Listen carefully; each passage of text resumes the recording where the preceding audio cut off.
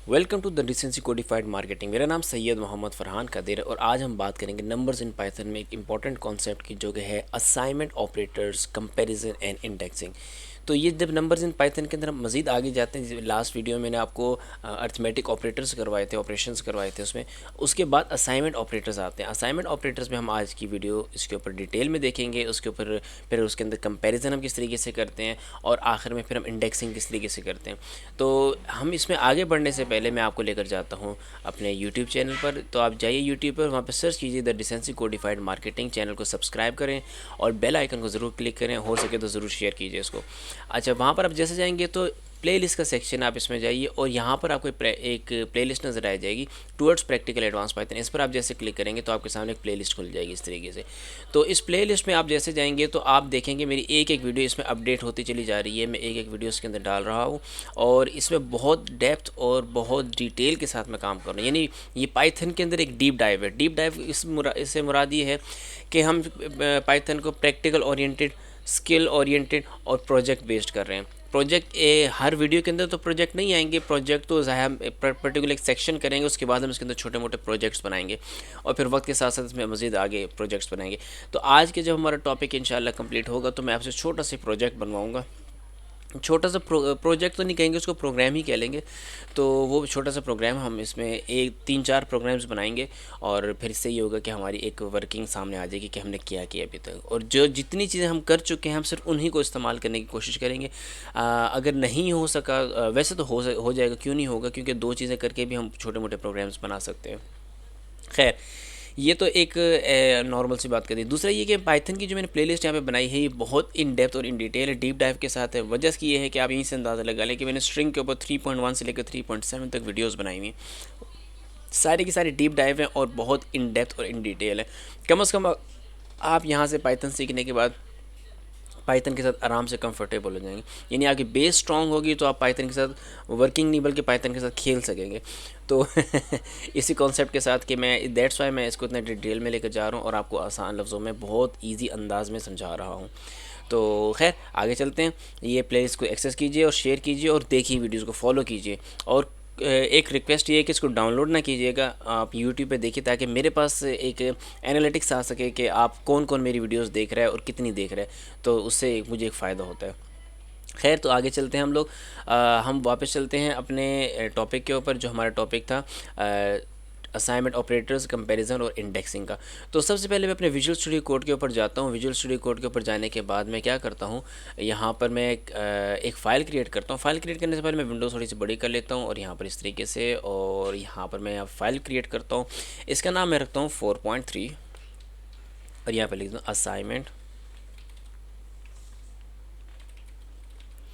Assignment operators. और फिर उसके बाद दूसरी जो चीज़ है वो कंपैरिजन है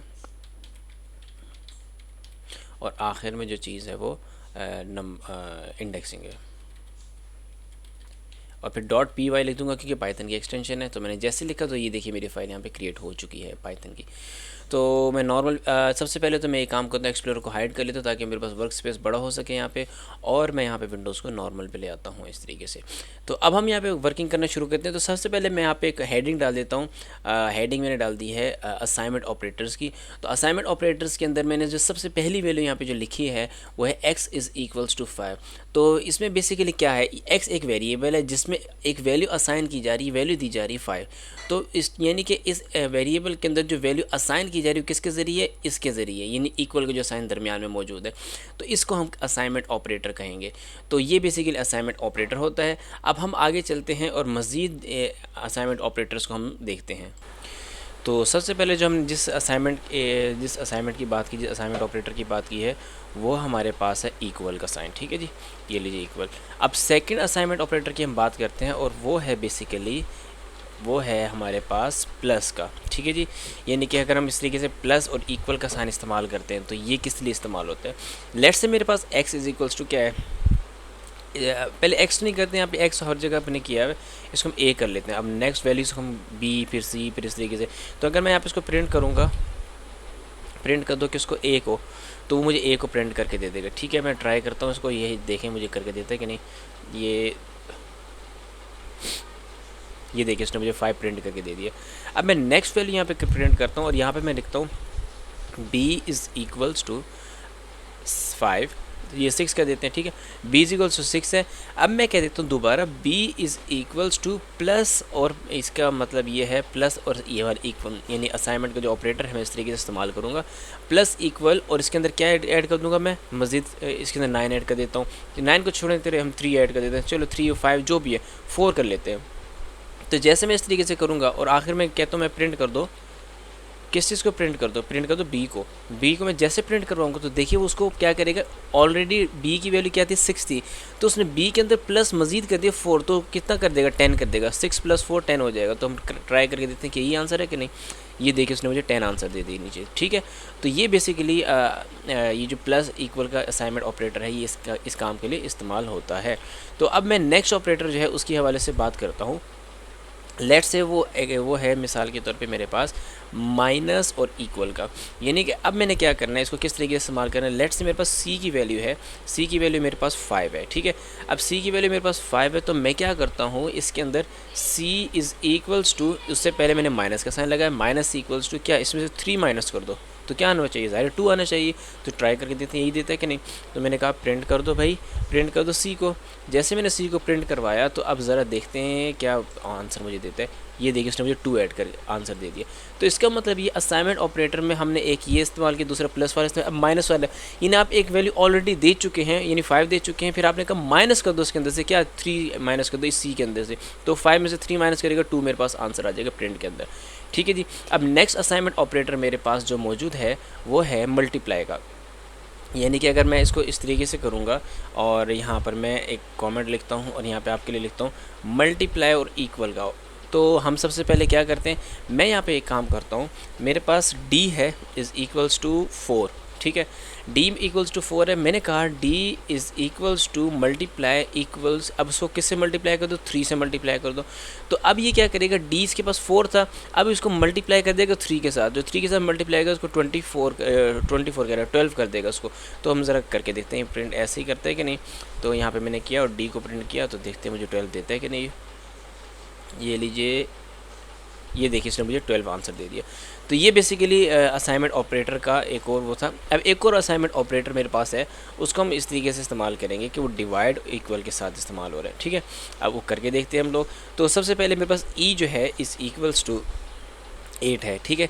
अब इक्वल्स 8 है तो मैंने ई को अब क्या किया, इसके असाइनमेंट ऑपरेटर लगाया डिवाइड का, और मैंने कहा इसको ये जो 8 मेरे पास है इसको 2 से डिवाइड कर दो, ठीक है। अब मैं जैसे डिवाइड करूँगा तो मेरे पास 4 आ जाएगा, तो मैं प्रिंट करूँगा, ये लीजिए मैंने प्रिंट किया और मैंने यहाँ पर कर दिया ई। तो जैसे मैंने यहाँ पे इस तरीके से किया और जैसे चलाऊँगा तो ये देखिए मेरे पास क्या आ जाएगा, ये इसने मुझे 4 आंसर दे दिया, ठीक है। 4 क्यों दिया, क्योंकि मैंने आपको 4.0 क्यों दिया, क्योंकि डिवाइड जो है ये पॉइंट्स में वैल्यू लेकर आता है, और ये उसको मैं आपको आगे जाके इसको पॉइंट्स को हटाने का तरीका सारा समझाऊंगा मैं आपको, कोई इशू वाली बात नहीं है।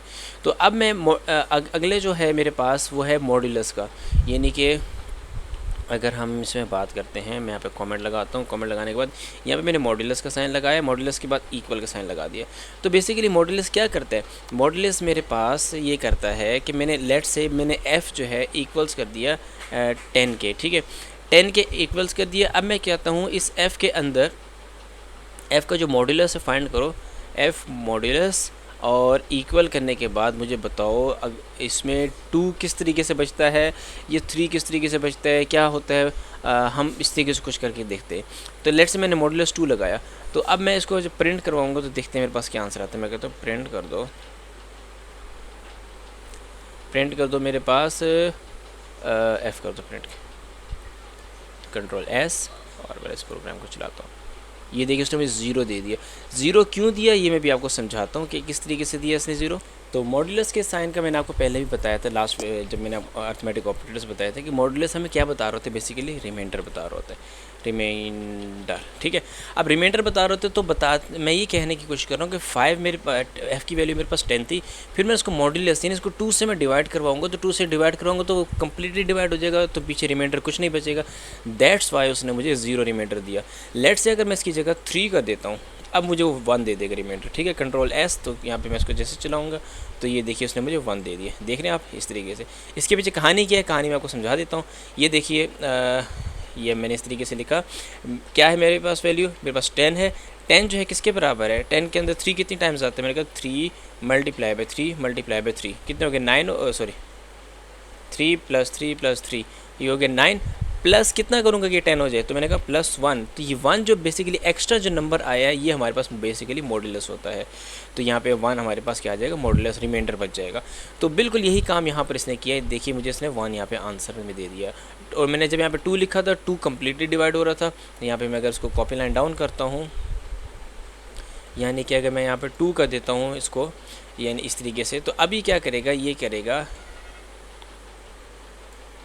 2 + 2 + 2 + 2 + 2, ठीक है जी।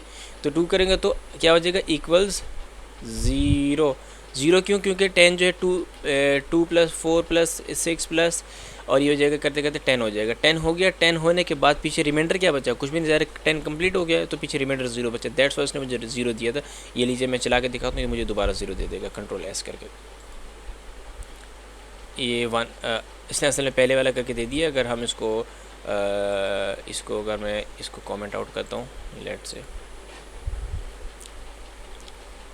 ये लीजिए अब वो 0 दे देगा। ये देख रहे हैं हम, 0 दे दिया उसने, ठीक है। तो खैर सिर्फ समझाने का मकसद ये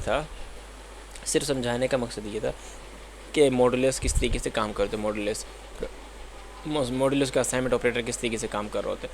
अब हम जाते हैं नेक्स्ट, जो कि है फ्लोर डिवीजन का, ठीक है। तो फ्लोर डिवीजन का मॉडुलस यानी फ्लोर डिवीजन का जो असाइनमेंट ऑपरेटर किस तरीके से काम कर रहे होते हैं, हम डबल डैश इस तरीके डबल डिवाइड लगाते हैं और साथ में इक्वल का निशान लगा लेते हैं। तो अब हम इसके लिए क्या कोई एक काम करते हैं। लेट से मेरे पास 5 जो है अब मेरे पास जी है, जी को मैंने ले लिया 10, ठीक है, 10 ले लिया। अब मैं इसको कहता हूँ मुझे फ्लोर डिवीजन करके दो, यानी कि किस तरीके से, मैंने कहा जी इज़ इक्वल्स टू, इक्वल से पहले मैंने डबल ई वाले निशान लगाए और इक्वल का निशान लगाया, और मैंने कहा यार मुझे 3 से डिवाइड करके दे दो। तो वो मुझे क्या करेगा, देखते हैं मुझे क्या आंसर करके देता है। मैं इसको प्रिंट करवा देता हूँ। प्रिंट मैंने जैसे करवाया तो मुझे इसका 3.333 आंसर नहीं देगा, मुझे इसका आंसर सिर्फ 3 दे देगा। तो देखते हैं किस तरीके से करता है ये। या मैंने कह दिया जी को प्रिंट कर दो, Ctrl+S। अब मैं इस प्रोग्राम को चलाता हूँ, ये देखिए उसने मुझे 3 आंसर करके दे दिया। बेसिकली क्या हो रहा है यहाँ पे ये रहा है कि आपने यहाँ पे ये जो है कमेंट के अंदर मैं आपको समझाता हूँ ये वाली बात, कि उसने क्या कहा, उसने कहा कि 10 के अंदर 3 कितने टाइम्स आ रहा है, उसने कहा 3 + 3 + 3, तो 3 टाइम्स आ रहा है +1, तो +1 तो आ नहीं रहा, क्योंकि हमें मकसद किससे लेना देना है, 3 से लेना देना है। तो 3 से वो क्या करेगा, 3 से वो 3 मरतबा इसको गिनेगा आपस में और देखेगा 1 2 3 मतलब इसमें आ रहा है, रिपीट हो रहा है, तो उसका क्या दे देगा, फ्लोर डिवीजन जो है हमें 3 दे देगा इस तरीके से। तो ये बेसिकली इसका मकसद है। अब नेक्स्ट जो है मैं आपको जो करवाने लगा हूँ वो है पावर की। तो पावर के लिए हम बेसिकली ये इस्तेमाल करते हैं और इक्वल का निशान इस्तेमाल कर लेते हैं। तो इसको भी मैं आपको करके दिखा देता हूँ। लेट्स से मेरे पास h है, h इज़ इक्वल्स टू 5 है, ठीक है, h क्या है, इक्वल्स 5 है। मैं क्या कहता हूँ, इसी 5 की पावर कर दो, कितनी कर दो, मैंने कहा h इज़ इक्वल्स टू, अब इक्वल से पहले मैं कौन से निशान लगाऊंगा, ये वाले, ठीक है जी, जो कि पावर के निशान होते हैं। अब मैं जैसे इसको कहूँगा, मैं कहूँ कितनी 5 की पावर करनी है, मैं कहता हूँ 3 करनी है, तो 125 मुझे आंसर दे देगा ये। तो मैंने कहा प्रिंट कर दो h को। तो जैसे मैं h को प्रिंट करूँगा तो ये देखिए Ctrl+Z, ये Ctrl+S, ये इसको मैं चलाता हूँ, ये देखिए इसने मुझे 125 आंसर दी, क्योंकि उसने 5 की पावर क्या ले ली, 3 करके इसने मुझे आगे रिटर्न कर दी इस तरीके।